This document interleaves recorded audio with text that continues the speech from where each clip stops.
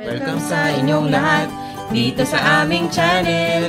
Huwag kalimutang mag-subscribe para lagi kang notified. Kami si Justin and si Chris at ito ang aming Simple Life. Nood at comment down below. Please share and like this video. Hi guys! Welcome back to another episode of the JK Vlogs. Boiled eggs, at saka yung leftover brownies, kamote brownies that I made last night. So guys, today's agenda, ang gagawin natin ngayon, magpapaganda tayo. Sasama ko kayo sa isang medical spa clinic na magpapaganda ng aking muka at ng aking kilikili. Ayan guys, nakasakay na tayo ngayon sa Uber. Medyo natagalan ako mag-book ng Uber. Siguro dahil sabi nga ni Kuya Driver kanina, madalang daw ang bumabiyahe dito. Kunti lang, ganyan. Tapos, alam nyo ba, nakakaloka. Galit na naman ako kanina umaga. As usual, may issues na naman ako sa PLDT. Sabi ko dun sa call center agent nila, hindi ko ba mawari bakit ako naman ay maaga magbayad ng bill. Ako naman ay nagbabayad ng tama. Bakit ganun yung serbisyong binibigay nila? Sabi, hindi ko rin maintindihan ba't kailangan ko ng landline. Pero sige, okay na lang may landline kasi kasama daw sa plan yun. Sabi ko, siguro talagang gusto yung araw-araw tumatawag sa inyo yung customer at magreklamo, di ba? Alam niyo yan, struggle ko yan eh. Hindi ako makapagtrabaho pag nabubwista ko pag walang internet. May bagong bisyo si PLDT dun sa area namin. Between 7 AM to 11 AM ang nangyayari, laging walang internet. O, diba? Tama. Thank you, kuya. Bye-bye. Ayan, salamat. Dito na tayo, guys. Woo! Overexposed na kayo. Alright, nandito tayo sa may Scout something. Lalagay ko na lang yung address. Tapos, ito yung spa na pupuntahan natin. Tcharam! This is it. Ah, it's wet. This is it. Okay, I hope I'm in the right place. Hi, good morning. I'm looking for Miss Margaret. Ayan, friends, nandito na tayo. And medyo hinihingil ako.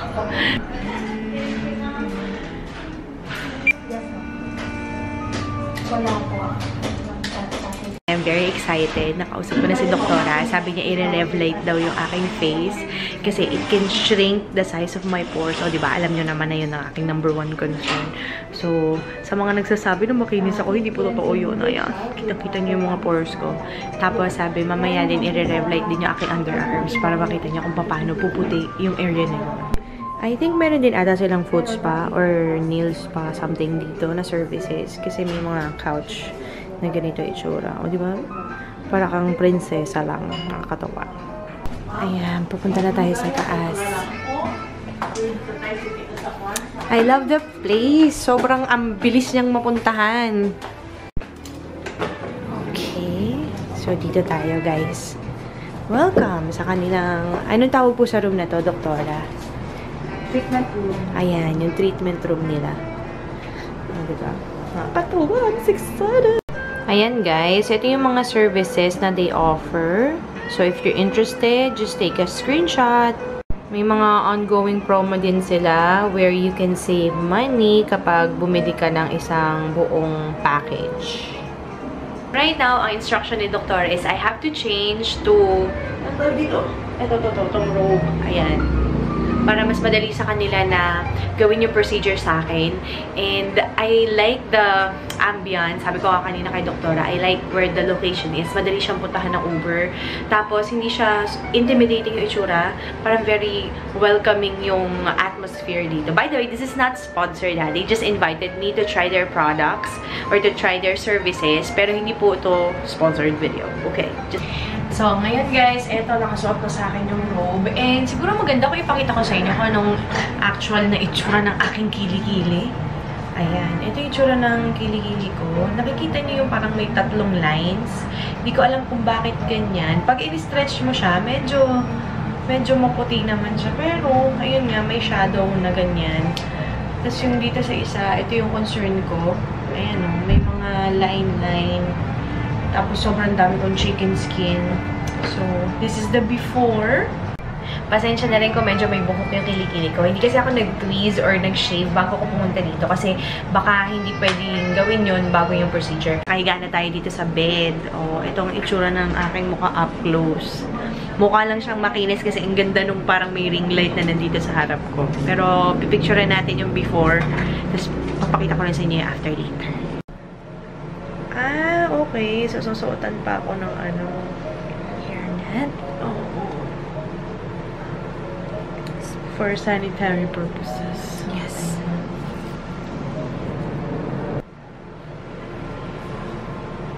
Sige po. Parang hindi kayo lang tingnan. Ayan, salamat po.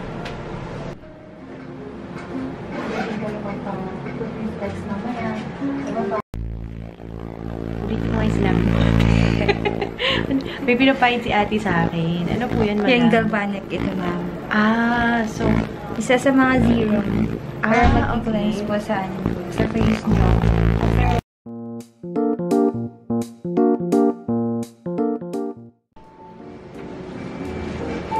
Ayan guys, nakikita nyo naman ang aking kilikili. Hindi siya ganun kaputihan.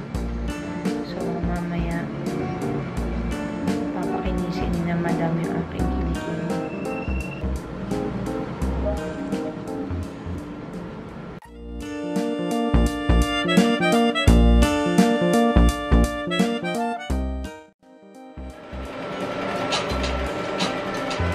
Test siya tayo, ma'am. Ito yung side. 1, 2, 3. Okay lang? Tayo.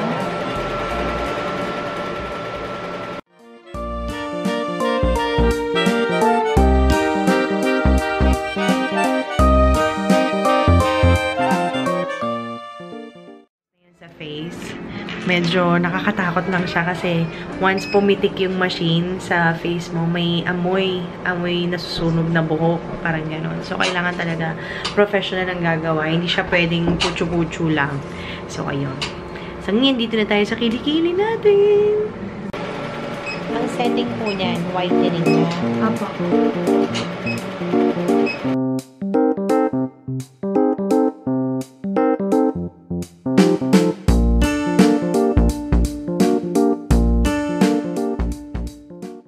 Ayan, after, may konting pamumula, pero hindi magang-maga.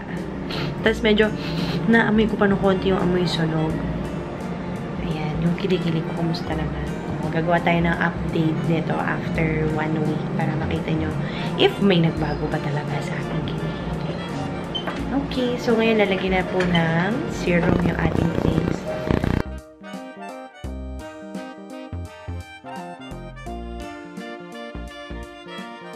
Ayan guys, up close.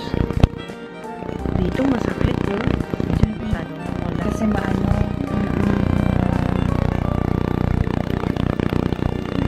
Mabuhok. Ah, oo. Pag mabuhok, mas Matunog. up close guys. Ayan yung itsura ng skin ko. Oo, ang galing ah. Ito medyo lumiit siya.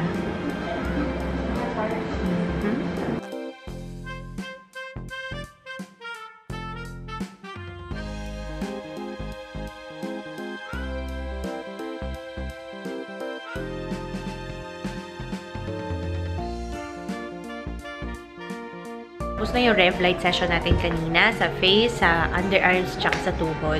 Ngayon naman, magpapa-manicure tayo, at tsaka pedicure. Siyempre, para at least maganda yung kamay natin mamaya pag umimot ako ng aftershots. Kaya yun. So, tayo dun sa Mauve Aesthetics. Ngayon, nandito ako sa Cryoland. May binili lang ako ng foundation. Yung ganito na mini version na nasa palette. Ito, as in, sobrang must-have foundation ko to. Love na love ko tong TV paint stick nila. So now, we're leaving! And, guess who's with me? Saan tayo pupunta ngayon lang? Uwi na. Hindi pa, bibili tayo ng steak sa baba. Bibili pala tayo ng steak Oo, sa baba. kasi bumili siya ng French meat sa Divisoria. Magkano bili mo doon lang? Kano ba? 25. 25 yung 1/4? 1/4. Oo, At tapos... super dami na. Oo, super dami. Ito na tayo bumaba, daddy. Tapos, Diba ng escalator? may napansin ba kayo nagbago sa mukha ko? Nakakatuwa yung laser na yan. Hindi siya masyadong mapula sa mukha. Parang feeling ko nga, medyo nag-glow ng konti ang aking face. Vegan brownies. Vegan brownies gawa tayo. Kamusta lang? Nag-enjoy ka ba doon? Ha? Oo. Sa vegan brownies? Tawa ako. Bala ko nga sana lalagyan ng ice cream kanina umaga. Kaso masyado pang maaga para sa ice cream. Nag-iinarte. Bigla, alam mo may camera na. Oy! O sige, bahala ka na sa akin pambayad niyan. Nung walang camera, nag-iinarte. Nung alam niya nang inon ko yung camera, biglang tumayo. Bayad na tayo. Wala sa planong bumili ng steak pero napabili kami. Ayan, kakain na tayo. Ano yung order mo, love? Shark's fin. Shark's fin. Sa akin ito. Ano ba tawag ito? Lobster ball tsaka chicken claw. Pauwi na tayo and may dumating na package. Dalawa. Actually, dapat tatlo to. Tapos yung isa, LBC. So, ito galing kay Lazada. Ito galing kay... Kanino kaya to? Ayan guys, may nagpadala sa akin ng pabango, mga soap, tapos ano ba to? Mga deodorant. Ayan. Tapos, katataas ka lang maligo, except mag-shampoo. Napansin ko, sobrang smooth ng mukha. Kung nakakaloka. Ngayon ko lang naramdaman yung ganito kakinis, no love? Touch mo nga, daddy. Touch mo yung ano. What can you say, love? Lembot. Lembot. Ang lambot! Ang kinis! Tapos, teka, i-zoom ko Tapos guys, may significant difference yung pores na nandito ko. Siyempre, yung mga malalaking uka-uka, hindi naman kasi pores yan, crater marks yan, as in acne scars. Pero yung dito talaga, grabe, lumiit sila. Kaya, ayun. Ano yun? And if you're interested to know more about the Revlite treatment, I will have all the links of Mauve Aesthetics down in the comment section. Ay, down in the... What? I will see you on the next one. Bye! Bye-bye, baby! Baby!